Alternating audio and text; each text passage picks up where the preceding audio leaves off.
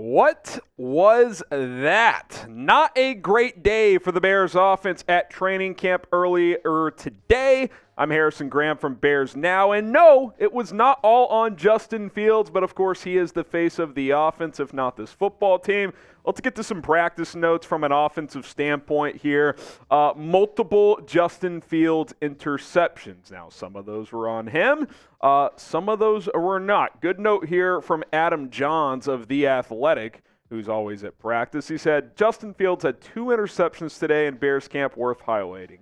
He was intercepted by Kyler Gordon, who, side note, had a great day in early team drills.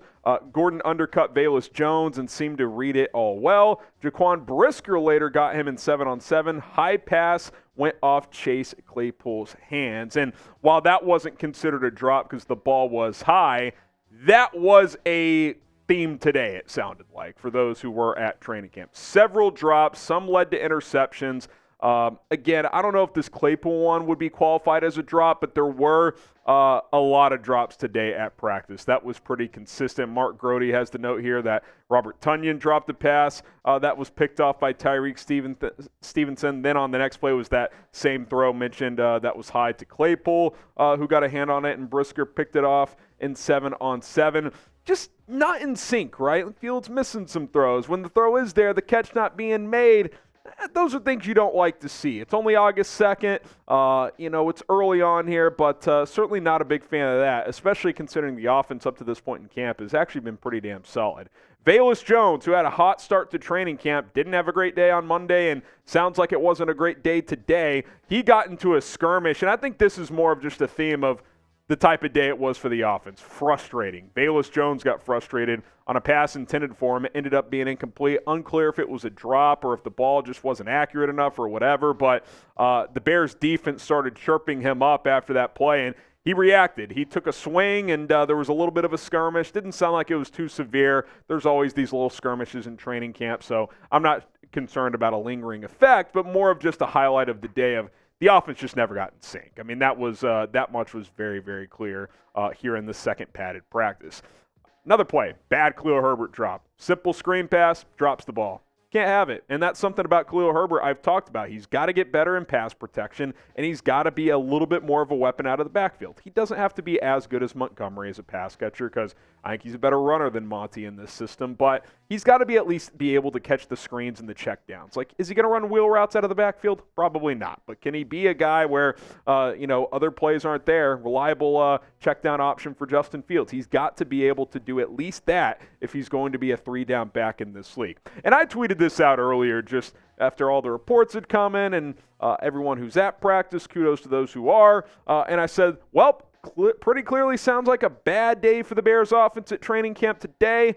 Those happen, but definitely don't love that. And that's kind of how I would sum it up. Don't love it, right? They do happen. It's just you don't want them to happen frequently, and that's been the good news, right? It hasn't been frequent, but for today, not a very productive day for the Bears offense. What is your concern level with the offense after today's practice? Scale it from 1 to 100, 1 being you're not concerned at all, 100 being you're freaking out, the season's over. Let us know down in the comments section. I'll put it at a 30, very mild concern. I'm not going to say it's a 0, it's a 1. Like, there's nothing to worry about at all because offense has always been a question mark with this franchise. Like, we do have some questions still about Justin Fields, but I'm not going to panic. I think it's way too early to sit here and be like, well, the offense has just been a disaster because in reality, that has not been the case. Here was Luke Getsy. I thought he put things into perspective today. He said, look, we don't play touch football. I'm not going to overreact. I love what our defense is doing. They're challenging Justin Fields every single snap. And that's something we have to talk about here. Number one, the offense has had a good camp so far. They were clearly pretty ahead of the defense the first 4 or 5 days. And even the first padded practice, I thought the offense had a good day. But now the defense is starting to catch up, and they're making plays, getting their swagger, playing well. And you do want to see that too. Like, I know we're obsessed with Justin Fields and the offense, and we want this thing to be awesome. We want them to score 30 points per game and Fields to be an MVP and all this stuff. But you also want the defense out there showing some resistance. And I think something that gets forgotten too, you're going up against the same group every day. They're going to pick up on some concepts. So now it's up to the offense to further expand, mix it up, and just get some of that in syncness back in sync, if you will, on Friday. No practice tomorrow. I think it'll be good to take an off day here, and then they can get back after it very, very soon. Now, Bears fans, do you want us to continue with 2+ videos per day? I've been trying to bring you 2 videos per day, at least most days per week, not always on the weekends when we have off days, but we always have at least one. Prove it to me. Let's get 20+ new subscribers on this video. If more than 20 people subscribe, we will continue to plug out 2+ videos per day. If not, maybe you just want 1 video per day, and maybe we'll do that for you guys. So I'm a man of the people, whatever you guys are feeling, but if you want 2+ videos per day on this channel, need 20+ new subscribers. All right, coming up in just a moment, Teven Jenkins exits practice. What does it mean? What do we know? We'll explore the latest on the third-year offensive lineman, but I do want to talk about a positive of Bears practice and overall training camp, Chase Claypool. A lot of spotlight on this guy, right? After not performing well after the trade last year, after, missing some of the offseason program, people making fun of him doing modeling in France, all that good stuff.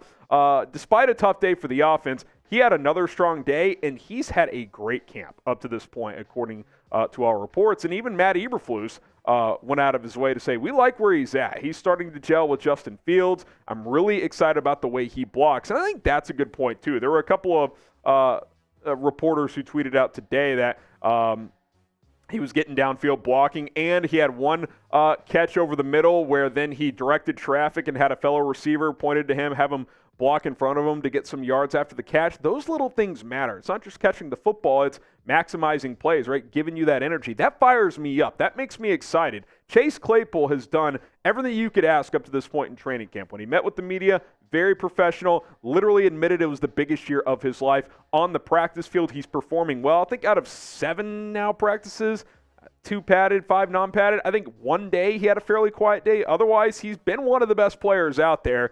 That's a good sign. It's only camp until the games get here. We're not going to, just put the crown on his head and call that trade a win, but this is certainly a positive move in a good direction when it comes to Chase Claypool. More to come, including Teven Jenkins, but first, don't waste money. Use Rocket Money, because the Rocket Money app is going to save you hundreds of dollars per month. Ryan Poles is trying to save money when he makes these contract negotiations. You can save some too, because most people think they're spending $80 or so on subscriptions per month, when in reality, that number is closer to $200. When you sign up for so many things like streaming services you used to watch for one show or free trials, well, now you're paying for those monthly and you don't even use them anymore. You can click one single button, the cancel button, next to any streaming services you don't want, which is all listed out on Rocket Money. Once you sync up your banking account, and you can eliminate those subscriptions you don't want. It's also just a great app to keep track of your finances, your monthly spending in terms of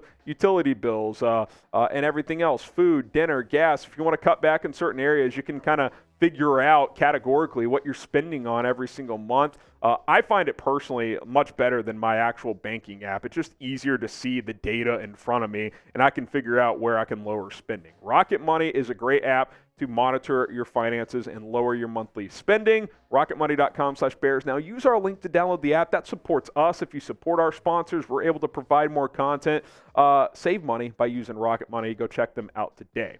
Again, just to outline the importance of Chase Claypool this season is he's in a contract year. He did not play well with the Bears last year after that trade, and I appreciated that he recognized that, but I more so appreciate that he's putting his head down and he's making plays. Like, he's getting it done out there. Chris Emma of 670 The Score said, Chase Claypool pulled an ankle breaker move in coverage and let him know as he took it down the sideline. I like that as well, right? Like, he's stacking some good days, and now he's getting that little energy going, that swagger going. I think wide receiver is so much of you got to have a little bit of an ego, right? Like, there's a few guys out there that are silent assassins. I think DJ Moore's got a little bit of that. Tyler Lockett in Seattle reminds me of that. He doesn't talk much, but he doesn't need to. But a lot of these guys, they need that juice. They need that energy. And Chase Claypool, I think, can be a bit of a chirper, but he can use that to his advantage, and he certainly seems to be doing that early on in camp. I'm fired up to see what he can do this season.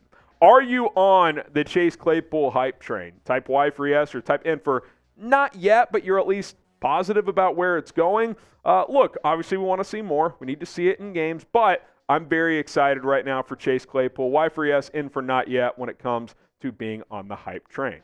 Okay, let's talk about Teven Jenkins as he exited practice today with a trainer. Unclear exactly what happened because, again, Flus and the Bears, they're not going to disclose short-term injury. So I guess that's a positive. Up to this point, it wouldn't be considered long-term because we haven't heard anything. But obviously not ideal, right? Because this is a player in Teven Jenkins that has had injury concerns early on in his career. You look at his first 2 seasons with the Chicago Bears. Missed 11 games in the 2021 season, missed 4 games this past season. So this is not a guy that's even flirted with playing an entire season through 2 years yet. Now, last year was obviously better than the year before, and we saw last year that he found a home at guard and played very well, and he's got all the tools to be a really good player in this league. But I think Luke Getsy put it pretty perfectly earlier today, and he said this applies to all players. Accountability is availability. If you're not available, doesn't matter how good you are, right?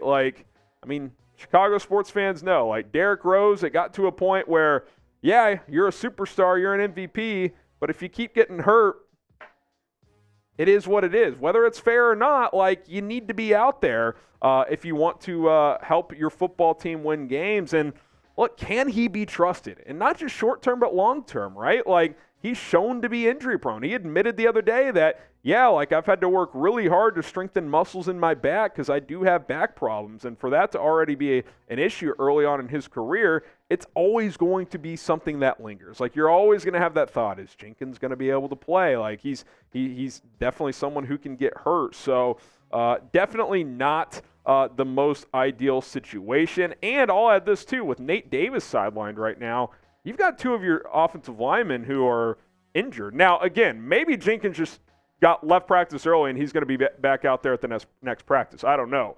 But I said this coming into camp that the Bears need offensive line depth, and they definitely need it now if these 2 guys could miss some time here. So Alex Leatherwood stepped in at left guard. Well, hard to know what he looks like, right? He hasn't been overwhelming in his career. I like having Lucas Patrick. Ja'Tyre Carter, okay, I think you got to sign somebody at some point in time. So we'll wait to hear more about this situation, but it's obviously not ideal when it's a guy who has an injury history. Other Bears injuries right now, Roschon Johnson, who was at practice on the sideline. I don't think that's serious. I think it's day-to-day, so he should be out there soon. We saw Dante Pettis for the first time. He didn't practice, but he was doing some bike work today. He was on the NFI list coming into camp, so hopefully he gets out there soon. Nate Davis, still unclear. We're not sure. DeMarcus Walker, Jack Sanborn, they both left Tuesday's practice, did not practice today. So those 5 players and Teven Jenkins who exited today are the current ones dealing with injuries. And now with the off day tomorrow, you hope on Friday some more guys get back out there. Guys, 39 days away from the opener against the Packers. We're getting closer. FGB. FGB. FGB. Spam it in the comments. Bear down. We'll see you soon.